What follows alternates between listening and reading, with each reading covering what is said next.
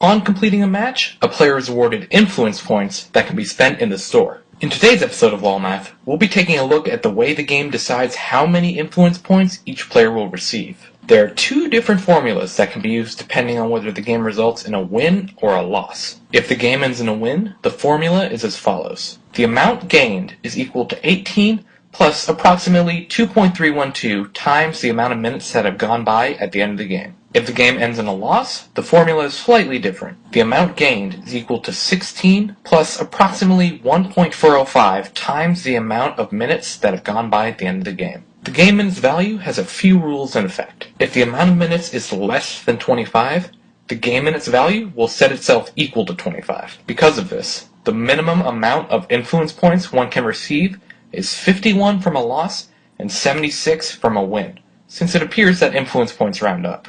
Also, if the amount of minutes is greater than 55 in a normal game, the game minutes value will set itself equal to 55. If the amount of minutes is greater than 65 in a ranked game, the game minutes value will set itself equal to 65. If one is playing a custom game, the end result from this whole equation will be multiplied by 0.75. One thing to take note of is that the game minutes value rounds down, meaning if the game ends at the 30-minute 59-second mark, the game minutes value will equal 30. Because of this, if a team has essentially guaranteed a win and is about 15 seconds away from the next minute, if they want to gain an additional 2 influence points each, they should make sure they end the game after the game clock has passed the next minute. Although this should only be done if victory is guaranteed and the next minute isn't very far away. One can also gain an additional 150 influence points if they win the game and have not received this bonus in the past 24 hours. This is referred to as the first win of the day.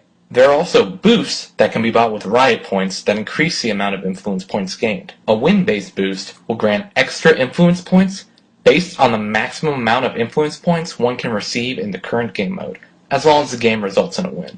Meaning it is most beneficial to use a win boost in a ranked game, which will grant an additional 168 influence points. A time-based boost simply grants extra influence points equal to the end result of the previous formula, whether the game results in a win or a loss. Bonuses like the first win of the day are not taken into account with this boost. This episode of LOL Math was brought to you by KillSteelGaming.com. Be sure to like this video if you enjoyed it, and subscribe if you'd like to be informed whenever I release new videos.